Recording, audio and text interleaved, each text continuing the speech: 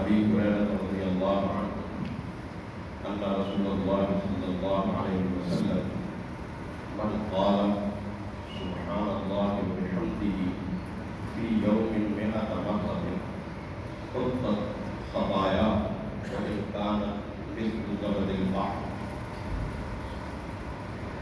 رواه البخاری فی کتاب الدعوات. ابو ہریرہ رضی اللہ تعالیٰ عنہ روایت کرتے ہیں کہ نبی کریم صلی اللہ علیہ وسلم نے ارشاد فرمایا کہ جو شخص 100 مرتبہ سبحان اللہ و بحمدہ کہے گا، یعنی ایک تسبیح 100 مرتبہ وہ پڑھے گا ایک دن میں، تو اس کے خطائیں اور اس کے قصور معاف کر دیے جائیں گے، اگرچہ وہ سمندر کے جھاگ کے برابر، اگرچہ وہ اتنے زیادہ ہو جیسے سمندر کا جھاگ ہوتا ہے. آپ سوچیں سمندر کے جھاگ کو آپ ماپ سکتے ہیں کسی طریقے سے کہ وہ کتنے فٹ یا کتنے میٹر یا کتنے کلو میٹر یا کتنے لیٹر کا ہے، آپ اسے ماپ نہیں سکتے. تو رسول اللہ صلی اللہ علیہ وسلم فرماتے ہیں کہ جو شخص ان کلمات کو پڑھے گا 100 دفعہ روزانہ، اللہ تعالیٰ اس کے گناہوں کو معاف کر دے گا، چاہے وہ سمندر کے جھاگ کے برابر کیوں نہ ہو.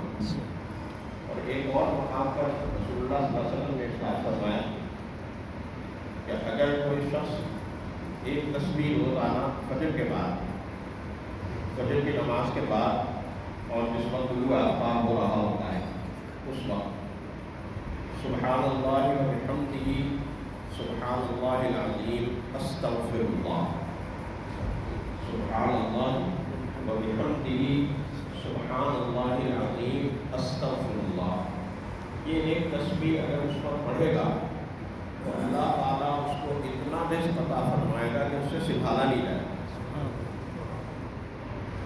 اور پھر یہ بھی ارشاد انہی کلمات کے متعلق امام بخاری رحمۃ اللہ علیہ نے اپنی کتاب مکمل کی کہ 2 کلمے ہیں، کلمتان حبیبتان الی الرحمن خفیفتان علی اللسان ثقیلتان فی المیزان. یہ 2 کلمے ہیں اللہ کو بڑے محبوب ہیں اور زبان پر بہت ہلکے اور آسان ہیں، لیکن میزان اعمال میں بہت بھاری ہیں. اور وہ 2 کلمے کون سے ہیں؟ سبحان اللہ و بحمدہ سبحان اللہ العظیم. یہ 2 کلمے ہیں.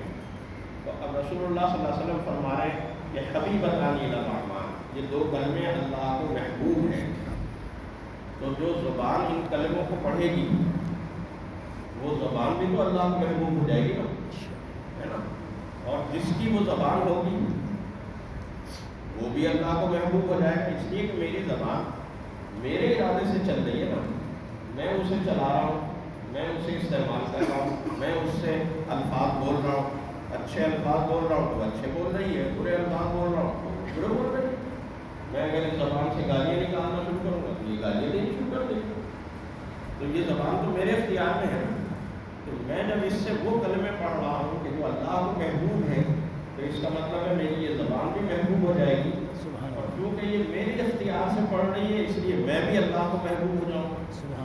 تو یہ کتنی بڑی بات ہے اور کتنی عظیم نعمت ہے کہ اللہ تعالیٰ ہمیں اپنا محبوب بنا لے اور ہم اللہ کے محبت کے اندر آ جائیں. اس سے بڑھ کے کیا سعادت اور خوش نصیبی ہوگی. اللہ تعالیٰ ہمیں ان کلمات کی عظمت کو سمجھنے اور انہیں پڑھنے اور پڑھتے رہنے کی ہمت اور توفیق نصیب فرمائے. اللہم صلی علی سیدنا مولانا محمد وعلی آل سیدنا مولانا محمد وبارک وسلم. اللہم لک الحمد و لک الشکر کما ينبغي لجلال